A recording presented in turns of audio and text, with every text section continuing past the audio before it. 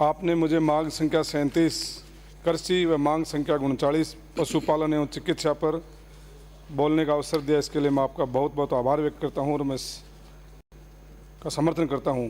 सभापति महोदय, भारत एक कृषि प्रधान देश है। महोदय, गांधी जी ने कहा था कि अगर भारत का शांतिपूर्ण और सच्ची प्रगति करनी है तो वह पैसे वाले ये समझ लें कि किसान में ही भारत की आत्मा बसती है। महोदय, किसान जिंदा रहेगा तो भारत का हर नागरिक जिंदा रहेगा। किसान ही है कि अपनी धरती माँ का सीना चीर कर फसल बोता है और अनाज पैदा करता है और हम सब उन अनाज से उपभोग करते हैं। सभापति महोदय, माननीय चूरू से आने वाले सदस्य ने बताया कि सदन में 146 सदस्य हैं, उसमें से 141 माननीय सदस्यों ने अपना व्यवसाय कृषि लिखा है। लेकिन मैं समझता हूँ जहाँ तक धरती पुत्र किसान बहुत कम मिलेंगे। किसान की परिभाषा वही है जो कि सुबह से शाम तक अपने खेत में काम करता है और रात दिन मेहनत करता है और अनाज पैदा करता है और धरती पुत्र किसान कहलाता है। इसलिए हम सब पक्ष व विपक्ष के साथियों को मिलकर इस पर राजनीतिक नहीं करके किसानों को हित के लिए सोचना चाहिए कि किसान का भला कैसे हो।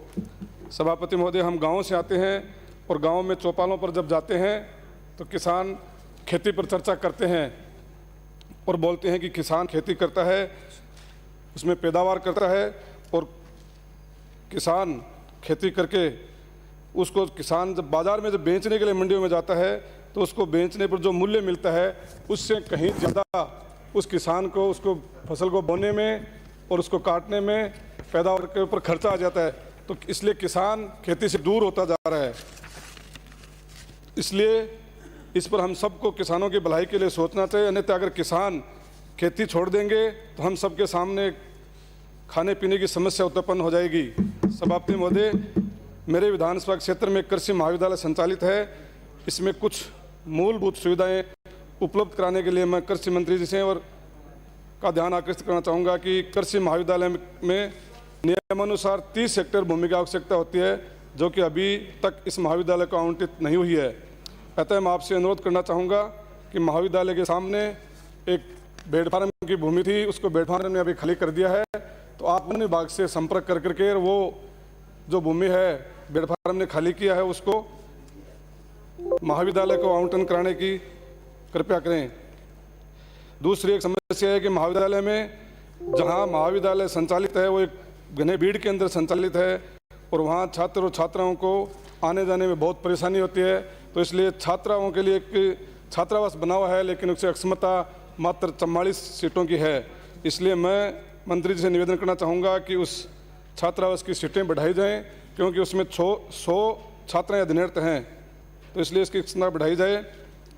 सभापति महोदय, जैविक खेती का प्रचलन बहुत बढ़ रहा है, अतः किसानों की जैविक उत्पादन को बाजार या मंडी में बेचने के लिए मंडी की प्रणाली को और सुदृढ़ किया जाए ताकि किसान को जैविक उत्पादन का अच्छा मूल्य मिल सके, वह जैविक खेती को प्रोत्साहन मिले।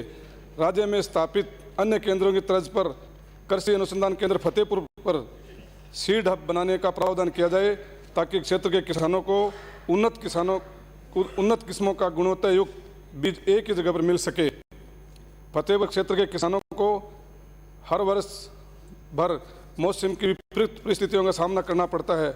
सर्दी के मौसम में -5 चला जाता है और गर्मी के दिनों में तापमान 48-48 डिग्री सेंटीग्रेड से अधिक पहुंच जाता है, जिसके कारण क्षेत्र के किसानों को मौजूदा फसल आधारित कृषि में फसल उत्पादन पर विपरीत प्रभाव पड़ता है एवं आमदनी की अनिश्चितता बनी रहती है। अतः क्षेत्र के किसानों को समन्वित कृषि प्रणाली को प्रोत्साहन करने हेतु सरकार को योजना बनाने पर फोकस देना चाहिए, जिससे मौसम के विपरीत परिस्थितियों में किसान को लगातार खेती के अलावा पशुपालन, सब्जी उत्पाद आदि में भी आमदनी निरंतर बढ़ सके। अब मैं पशुपालन पर बोलना चाहूँगा कि सभापति महोदय, धन्यवाद देना चाहता हूँ हमारे लोकप्रिय मुख्यमंत्री और कृषि मंत्री जी को कि प्रदेश के गौशालाओं और पशुपालकों को उनके घर पर ही आपातकालीन पशु चिकित्सा सेवा उपलब्ध कराने के लिए 108 एम्बुलेंस की तर्क पर 102 मोबाइल वेटरनरी सेवा शुरू करने की घोषणा की है और गौशालाओं के जो बिजली के बिल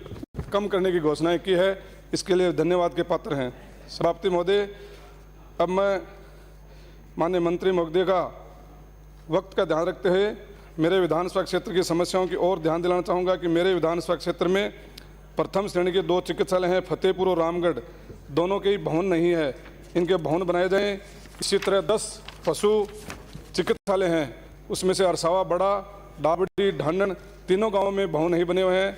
और 24 पशु उपकेंद्र हैं, इनमें से बांठोद, बड़ौद छोटी, बड़ौद भाकरा, ग्यांग्यासर, गोड़िया बड़ा, कारंगा छोटा, मांडेला बड़ा, मडाटू छोटी, मांडला बड़ा, मडाटू बड़ी, नबीपुरा, पालास, ताकरसर, ठिमोली, ठेडी, खोटिया आदि सभी गांवों में भवन नहीं बने हुए हैं।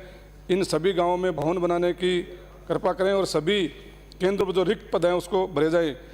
अंत में मैं माननीय मंत्री मोदी को धन्यवाद देना चाहूँगा कि पिछले दिनों मेरे फतेहपुर में एक भेड़ प्रजनन फार्म है, उसको बंद करने का आदेश किए थे, लेकिन मैं मंत्री महोदय से मिला और मंत्री महोदय को आगाह किया कि मंत्री महोदय जो केंद्र बना हुआ है वो बंद नहीं किया जाए, उसमें बहुत सारी अच्छी नस्लों के भेड़ बकरी पैदा किए जाते हैं।